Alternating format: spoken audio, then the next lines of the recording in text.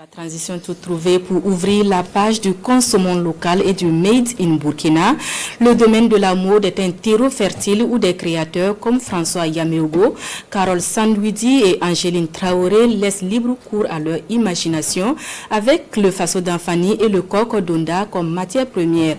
Ils proposent des vêtements et autres accessoires de mode qui séduisent tant au plan national qu'international. La mode Made in Burkina, c'est dans ce dossier signé Rasmane Zoundi et Moussissé. S'il y a une marque de vêtements qui séduit les Burkinabés depuis plusieurs années, c'est bien celle-là, François Ier.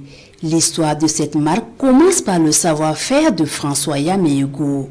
Spécialiste des vêtements en coton bio 100% burkinabé, François Ier ou le maestro séduit avec des vêtements dans l'air du temps et des pièces à l'élégance décontractée. Dès que je suis revenu de la France, j'ai compris que c'est dans ce créneau que je pouvais exercer et puis évoluer et puis construire une image, construire une marque et puis aussi garder l'image du pays dans une image prestigieuse à l'international. La marque François Ier, c'est du Made in Burkina qui fascine de par la qualité du pain faso d'Anfani utilisé. Le faso d'Anfani qui est tout un patrimoine et une fierté.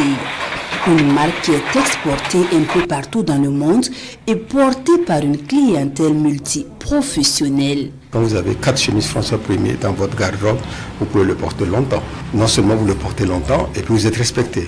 Non seulement vous êtes respecté, vous avez contribué au développement du pays, vous avez contribué à garder des visées au Burkina Faso, vous ventilez, quand vous portez François Ier, vous ventilez la culture burkinabé. Quand on voit seulement, c'est que c'est le Burkina Faso.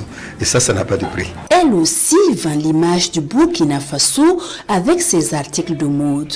Carole Sandwidi, promotrice de la marque Femme Faso, s'illustre dans la confection des accessoires de mode. Je propose tout ce qui est comme sac à main pour hommes, pour femmes, les porte-monnaies, les portefeuilles, les petits bijoux, beaucoup d'oreilles, bracelets.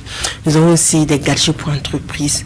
On a aussi pour la maison, nous avons des nappes de table en faso d'Anfani, des coussins, des rideaux. De l'originalité dans ses créations Made in Burkina, Angéline Traoré en a fait son credo.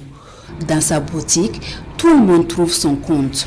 Des boutons de manchette, des cravates, des souliers, des sacs à main, des sacs d'écoliers. Ici, tout est fait à base de matériaux locaux. Dans la maison Finel, on trouve aussi des trollers et des sacs d'ordinateurs en faso d'Anfani. Au début, quand on a commencé, on a remarqué que le faso d'Anfani n'était utilisé que pour les habits. Et on s'est dit pourquoi ne pas utiliser ça sous d'autres formes. Parce que tout le monde ne consomme pas, les tenues que nous cousons n'est pas forcément portées ou bien appréciées ailleurs. Alors qu'un trolley, un sac ordinateur se porte partout, même en Chine.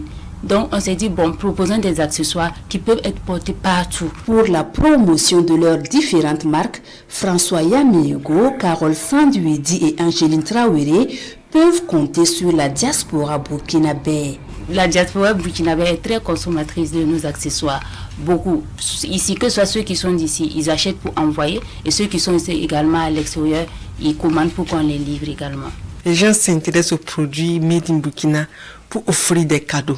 Mais beaucoup encore ne veulent pas payer pour vraiment porter tout le temps. De la marque François Ier à la marque Finel en passant par Femme Faso, des marques qui affirment la fierté d'avoir des productions locales.